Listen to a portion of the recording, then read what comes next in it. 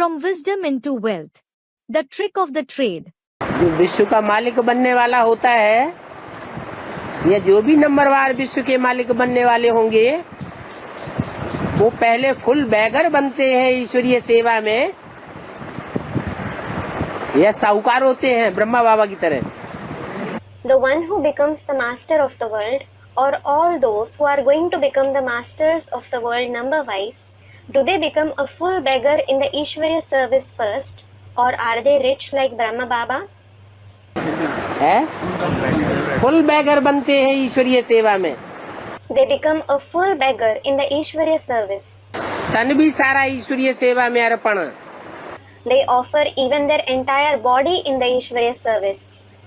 धन तो ज्यादा होता भी नहीं, तो भी बाबा कहते हैं कि कोई के पास 1000 रुपए हैं और कोई के पास 10 करोड़ रुपए हैं।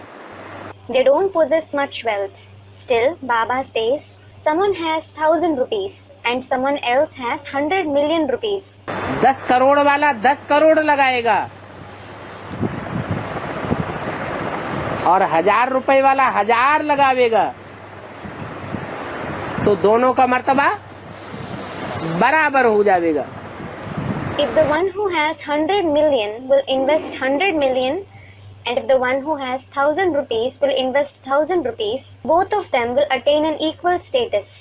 तो देने में कठिनाई किसको होगी? However, for whom will it be difficult to give?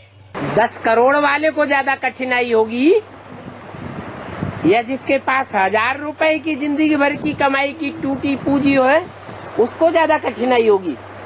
Will it be more difficult for the one with 100 million or for the one with a fraction of income of 1000 rupees earned in his whole life? 1000 रुपए वाले को कोई कठिनाई नहीं। It won't at all be difficult for the one who has 1000 rupees. गरीबों को अर्पण करना बहुत सहज होता है। It is very easy for the poor ones to offer wealth. जो साहूकार होते हैं, उनकी तो ज्वाइंट प्रॉपर्टी होती है mostly. Wealthy people mostly have a joint property. Joint property में से अलग होना बड़ा मुश्किल होता है। It is very difficult to get separated from a joint property. तो बताया So it was said, कि बाप तो गरीब निवाज है, the father is in fact Garib Niwas. गरीबों को आकर के विश्व की बादशाही देते हैं। He comes and gives the emperorship of the world to the poor. उन तथाकथित ब्रह्मा कुमार ब्राह्मणों ने समझ लिया कि बाबा ने आकर दादा लेखराज को विश्व की बादशाही दे दी। Those so-called Brahma Kumar Brahmins considered that Baba came and gave the emperorship of the world to Dada Lekhraj. फिर तो भगवान झूठा साबित हो जाता है। In that case, God is certainly proved to be false. Full beggar to full prince गाया हुआ है। It is praised a full beggar to a full prince. ईश्वरीय सेवा में जो विश्व कल्याण के लिए जितना हवन करते हैं, जितना स्वाहा करते हैं, जितना अर्पण में होते हैं, उनकी मन बुद्धि उतनी ही साफ दर्पण बन जाती है, बड़ा दर्पण बन जाती है। The more someone sacrifices and makes offerings in the Ishwarya service for the benefit of the world, and the more they become devoted, the clearer and bigger the mirror their mind and intellect becomes. उसमें ज्ञान धन समा जाता है। The wealth of knowledge gets merged in it. और जिसमें जितना अभी ज्ञान धन समाता जाएगा, इसी जीवन में आगे चलकर के ये साबित हो जाएगा कि दुनिया वाले कारखाने वालों की, बड़े बड़े धंधे धोरी करने वालों की, बड़े बड़े ऑफिसरों की, बड़े बड़े मिनिस्टरों की उतनी महिमा नहीं करेंगे, आईजान नहीं करेंगे, जितना ज्ञान रतन वालों की आईजान करेंगे।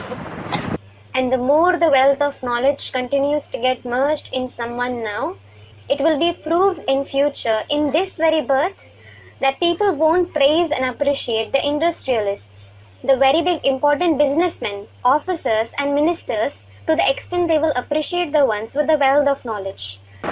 बाप ने बोला हुआ है सब धंधों में है नुकसान, The father has said there is loss in every business सिवाय एक ईश्वरीय धंधे के। except the one Ishwarya business. अभी ये प्रश्न पैदा होता है कि ये ज्ञान धन स्थूल रतन कैसे बन जावेंगे। Now this question arises as to how this wealth of knowledge will turn into physical gems. लेकिन थोड़े ही समय के अंदर ऐसा टाइम आने वाला है कि ये प्रश्न ही नहीं रह जाएगा कि ज्ञान धन लेने वाले कैसे दुनिया के बड़े से बड़े साहूकार बन जाने वाले। However, such a time is going to come within a short period when this question won't arise at all as to how those who take the wealth of knowledge are going to become the richest people of the world. और बाप ने तो बच्चों के सामने इस दुनिया में प्रत्यक्ष होते ही 5-year प्लान रख दिया। And the father kept the 5-year plan in front of the children as soon as he was revealed in this world. बाप कब प्रत्यक्ष हुआ? When was the father revealed? 76-77 में। In 1976-77.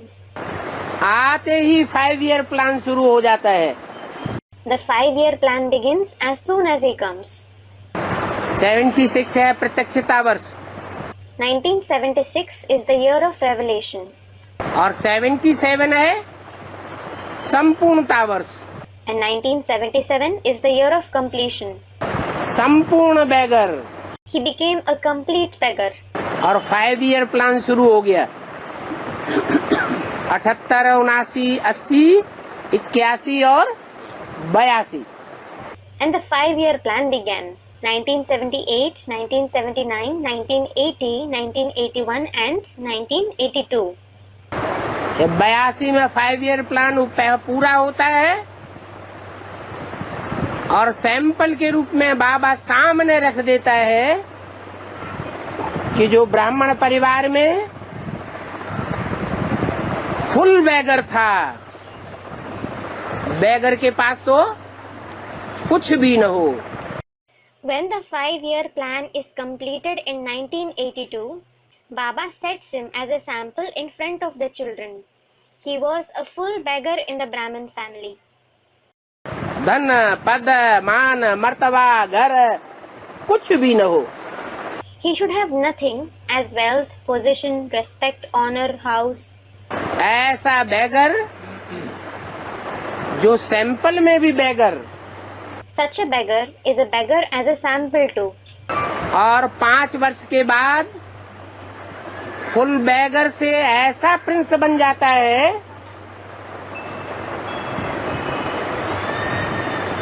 कि कोई के दरवाजे पर उसको जाने की दरकार नहीं होती है। And after 5 years, he becomes such a prince after being a full beggar that he needn't go to anyone's door. भले सब उसके दरवाजे पर जाएं, Everyone may go to his door. लेकिन उसे कोई से भीख मांगने की दरकार नहीं होती है। Everyone may go to his door. He needn't ask help from anyone. बड़े बड़े ब्रह्मा कुमार ब्रह्मा कुमारी जो अपन को बहुत बड़ा ज्ञानी समझते हैं परंतु बाप को नहीं जानते। The senior Brahma Kumar Kumaris who consider themselves to be very knowledgeable but who don't know the Father, वो भी दुनिया के सामने हाथ फैलाते हुए देखे जाते हैं। they too are seen asking for help from the world. Royal रूप में भीख मांगते हुए देखे जाते हैं। They are seen begging for alms in a royal way. परंतु बाप के ज्ञान रत्नों को धारण करने वाला बच्चा कोई से भीख मांग ही नहीं सकता। However, the child who assimilates the Father's gems of knowledge can't ask anyone for alms at all. तो सैंपल सामने होते हुए भी ये प्रश्न पैदा हो जाता है, ये ज्ञान रतन स्थूल रतन कैसे बन जाएंगे? So this question arises in spite of the availability of the sample in front of us as to how these gems of knowledge will become physical gems. अगर एक के लिए ये बात साबित हो सकती है तो अनेकों के लिए साबित नहीं हो सकती। If this point can be proven for one soul, can't it be proven for many others? अनेकों के लिए भी साबित होने वाली है। It is going to be proved for many others too.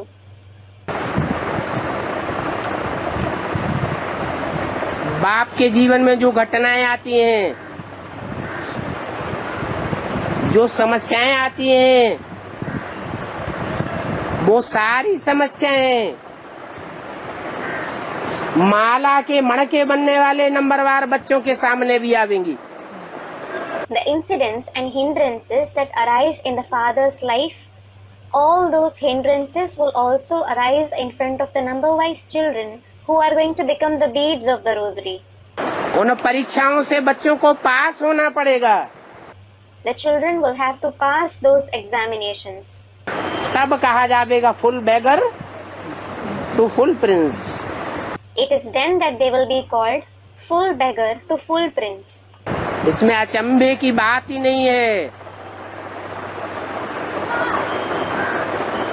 ये ईश्वरीय ज्ञान रतन स्थूल रतन कैसे बन जाएंगे? There is nothing astonishing about how these gems of the Ishwarya knowledge will become physical gems.